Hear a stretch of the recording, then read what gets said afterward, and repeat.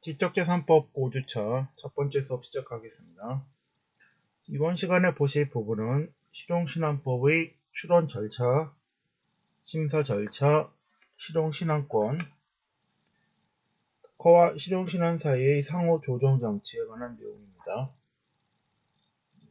먼저 실용신안법 출원 절차를 보시면요. 실용신안을 받고자 하는 자는 그에 필요한 서류를 제출하고 필요한 요금을 납부해야 합니다. 실용신안 등록 출원서 및 명세서는 특허 출원의 것과 비교할 때 기재란의 명칭이 다소 상이할 뿐 실질이 거의 동일합니다. 그래서 특허 출원 절차를 보시면요.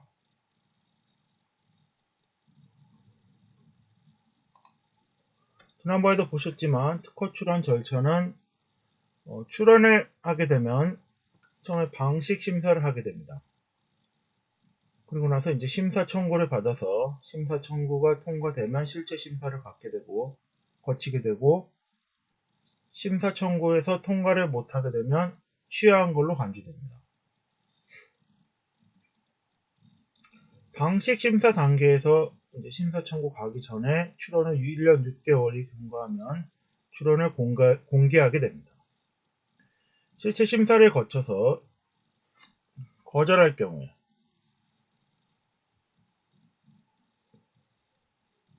의견 제출 통지서, 거절 이유를 통지하고 나서 이제 의견서와 보정서를 거쳐서 거절 이유를 해소하고 다시 제출합니다. 통과가 되면 특허 결정이 나는 것이고 거절 결정이 날 수도 있습니다.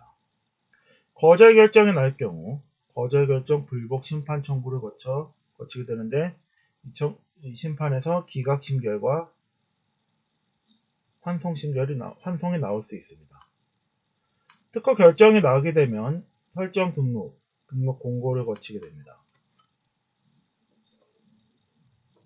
이유에 대해서는 특허 법원과 대법원에 거쳐서 이해 절차가 되겠습니다. 실용신안의 경우에도 특허 출원과 절차가 거의 유사하며 다만 특허법에 의해서 특허로 출원할 경우에는 필요한 때에만 도면을 첨부하면 되나 실용신안법에 의해 출원하는 경우에는 반드시 의무적으로 도면을 필수적으로 첨부해야 합니다. 이 점에서 차이가 있습니다. 실용신안법 심사 절차를 보시면요. 1998년 개정법은 실체적 요건을 심사하지 않고 조기에 등록을 행하는 제도를 도입하여 등록된 권리자가 실제로 권리를 행사하기 위해 기술평가의 청구를 하여 유지결정의 등본을 제시하여 경고한 후가 아니면 자신의 실용신안권 또는 전용실시권을 행사할 수 없도록 하였습니다. 그러나 현행법은 특허 출원에 대한 심사 처리 기간을 대폭 단축할 것이 전망됨에 따라 신속한 권리 설정을 목적으로 도입된 실용신안의 심사 전 등록 제도가 장점이 감소되고 심사 없이 등록된 권리의 오남용, 복잡한 심사 절차로 인한 출원인의 부담 증가 및 심사 업무의 효율성 저하 등 심사 전 등록 제도의 문제점이 상대적으로 부각되고 있는 점을 감안하여 실용신안 제도를 심사 전 등록 제도에서 심사 후 등록 제도로 전환하였습니다. 다만 심사 청구는 특허의 경우와 마찬가지로 실용신안 등록 출원일로부터 3년 내에 할 수 있도록 하였습니다.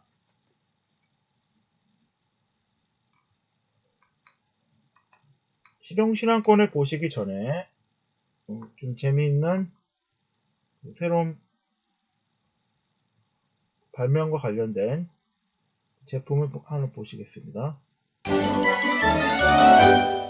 그래서 오늘은 기발한 아이디어 스마트펜이 있다고 해서 우리 구독자분들에게 소개를 해드리고자 합니다. 네오 스마트펜, 과연 어떠한 기계인지 구체적으로 좀 설명을 부탁드리겠습니다. 저희 네오 스마트펜이 노트라는 아날로그의 영역과 앱이라는 디지털의 영역을 결합하여 새로운 것이 가능하게 하는 디지로고 제품입니다. 이 스마트펜을 일반 펜과 동일하게 종이에 필기를 하면 이 필기되는 순간 디지털 데이터로 변환이 돼서 앱에 즉시 저장이 됩니다.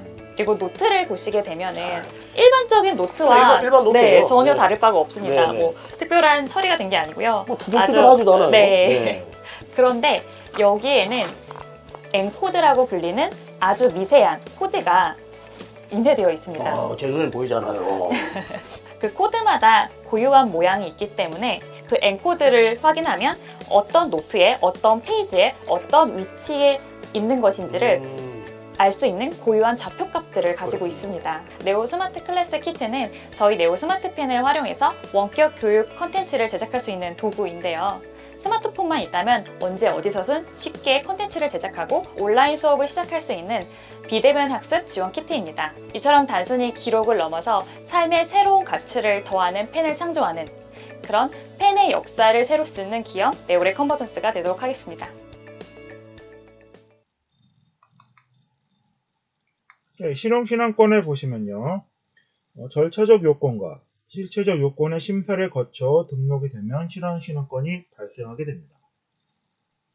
실용신안권도 권리로서의 효력 면에서는 특허권과 기본적으로 동일합니다. 실용신안권의 존속기간은 특허권의 존속기간보다 단기입니다. 실용신안권의 존속기간은 실용신안의 설정이 등록이 있은 날로부터 등록 출원 이후 10년이 되는 날까지입니다. 특허권의 경우 출원 다음 날로부터 20년 동안 존속기간이 인정됨에 반해 실용신안권은 출원 다음 날로부터 10년까지 존속기간이 인정되어 특허권의 반이 되겠습니다. 실용신안권의 존속기간이 짧은 것은 고안이 발명보다 일반적으로 모방에 용이하여 제품의 수명이 짧다는 점에 그 원인이 있습니다. 출원인이 개발한 기술을 특허 출원할 것인가, 실용신안 출원할 것인가는 타인에 의한 모방 용이성, 그에 따른 제품 수명의 장점과 단점이 고려된 것입니다. 기술의 진보 속도가 빠른 기술 분야에 실용신안 출원이 많은 것은 바로 이러한 이유 때문이며, 실용신안 출원은 조속히 사업화될 수 있으므로 출원인은 가급적 조기 심사를 희망합니다. 실용신안권자가 납부해야 할 등록료는 특허료에 비해 저렴합니다. 특허와 마찬가지로 실용신안도 2011년 12월 2일 개정으로 등록 지연에 따른 권리존속기간 연장 제도가 도입되었습니다. 특허와 실용신안 사이의 상호 조정 장치를 보시면요. 실용신안법은 특허법에 관한 규정이 많이 준용되고 있습니다. 그리고 둘 사이에는 조정 규정을 두고 있으며, 특허 출원인과 실용신안 등록 출원인은 당해 출원의 출원서에 최초로 첨부된 명세서 또는 도면에 기재된 사항의 범위 안에서 특허 출원과 실용신안 등록 출원과 특허 출원으로 변경할 수 있는 변경 출원 제도를 인정하고 있습니다. 동일한 내용의 특허 출원과 실용신안 등록이 경합하였을 경우 현행법은 선출원 관계를 적용하여 양자의 저촉을 피하고 있습니다. 특허법의 보호의 대상은 발명이며 실용신안법의 보호의 대상은 고안이 되겠습니다. 특허법의 보호 대상은 자연법칙을 이용한 기술적 사상의 창작으로서 고도의 것을 의미하며, 실용신안법의 보호의 대상은 자연법칙을 이용한 기술적 사상의 창작, 다만 당해 고안은 물품의 형상, 구조 또는 조합에 관한 것임을 요하고 있습니다. 실제 요건으로서 산업상 이용 가능성, 신규성, 진보성을 요건으로 하고 있습니다.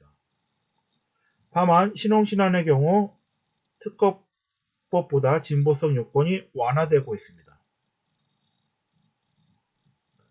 기본 구조에 있어서는 실체 요건 심사 후 등록을 거친다는 점, 독점 배타적 권리라는 점에 있어서는 동일합니다. 특허법의 존속 기간이 출원 다음 날부터 20년대 반해 실용신안법의 존속 기간은 출원 다음 날로부터 10년으로서 특허권의 존속 기간의 절반이 되겠습니다. 존속 기간에 대한 연장이 가능하며 실용신안법은 등록 지연에 따른 존속 기간 연장 가능 규정을 두고 있습니다.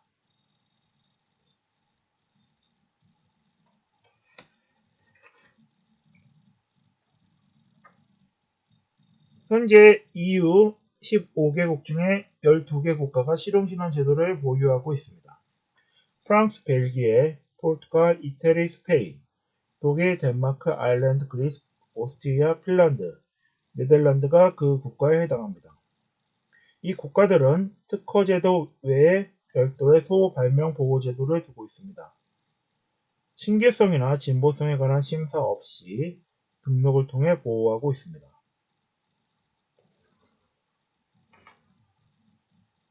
이상으로 지적재산법 5주차 첫 번째 수업을 마치겠습니다.